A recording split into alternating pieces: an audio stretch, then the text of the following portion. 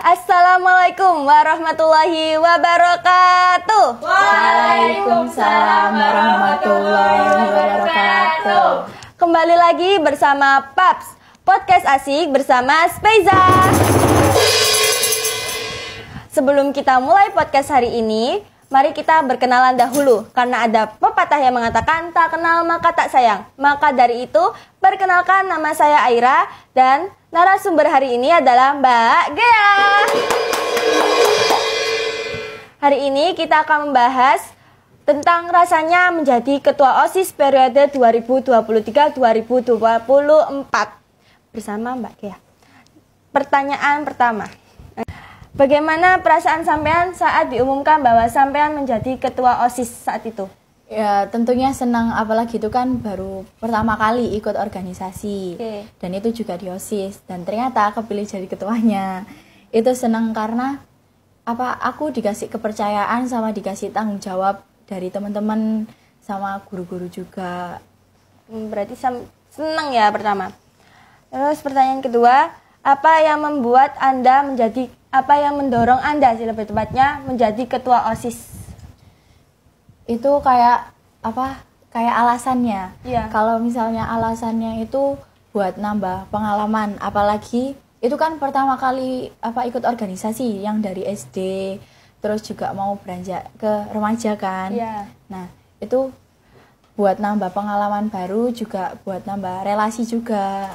Ya, oke. Berarti mau nambah relasi ya. Terus yang ketiga, bagaimana sampean bisa berkomunikasi dengan pembina-pembina OSIS untuk menjalankan sebuah kegiatan? Kalau biasanya itu kayak hamin sebulan, sebulan sebelum acara atau 2 minggu sebelum acara, itu biasanya itu komunikasi dulu sama pembina OSISnya, salah satu pembina OSIS misalnya. Komunikasi, kalau misalnya ngajuin gitu, ngajuin kalau misalnya kita mau buat acara ini, buat kegiatan ini. Kalau misalnya dari pembina OSISnya setuju, di ACC. Nah, di ACC akhirnya kita konsep maksudnya itu kayak gimana temanya, terus apa aja acaranya. Kalau misalnya udah deal ya, udah selesai semuanya, baru kita kumpulin anak-anak OSIS buat bagi tugas ke mereka. Oke. Berarti buat rencana dulu, nunggu ACC baru rapat. Iya. Oke.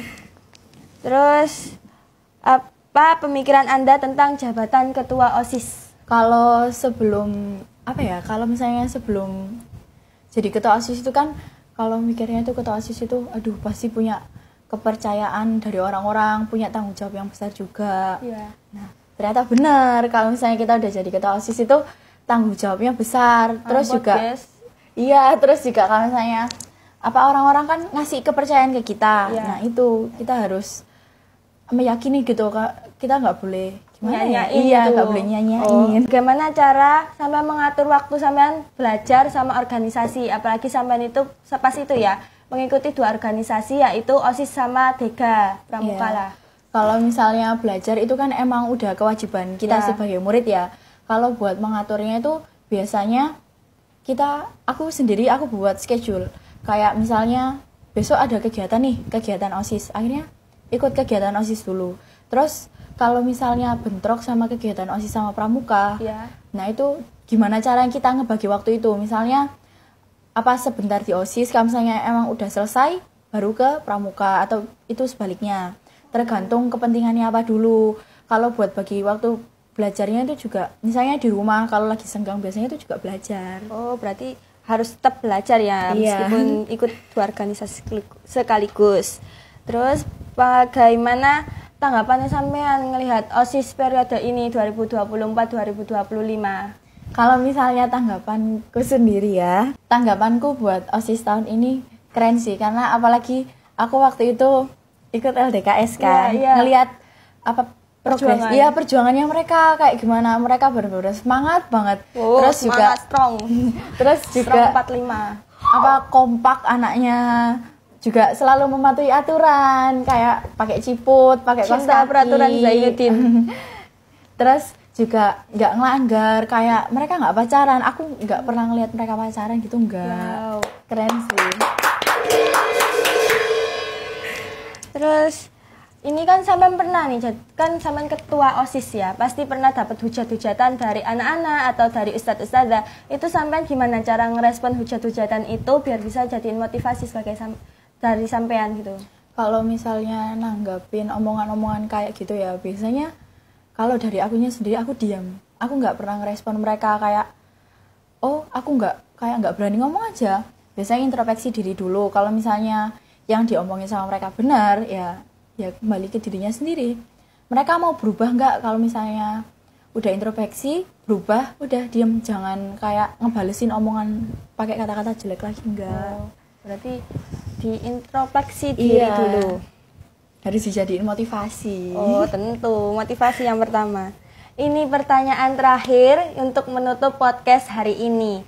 Apa saran sampean untuk anak-anak periode ini agar bisa menanggapi hal-hal negatif atau cemooh-cemooh nih orang-orang sama OSIS periode ini? Gimana caranya biar menyikapi hal-hal itu? Apa saran Anda untuk anak-anak OSIS era 2023-2024 terhadap cara menyikapi hal-hal negatif kayak dihujat gitu atau gimana?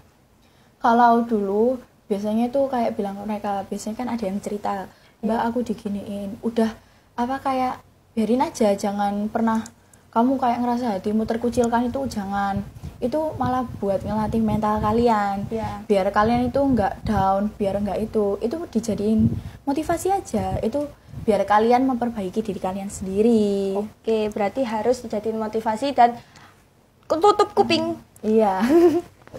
Sekian dari podcast kita kali ini. Maaf bila ada salah kata dan omongan-omongan yang salah pastinya, karena manusia tidak luput dari kesalahan. Selamat berjumpa di podcast selanjutnya. Kami pamit undur diri dan saya ingin mengucapkan terima kasih yang sangat banyak untuk Mbak Gea karena sudah mau menjadi narasumber untuk podcast kali ini. Terima kasih untuk semuanya sudah menonton. Wassalamualaikum warahmatullahi wabarakatuh. Waalaikumsalam warahmatullahi wabarakatuh. Dadah.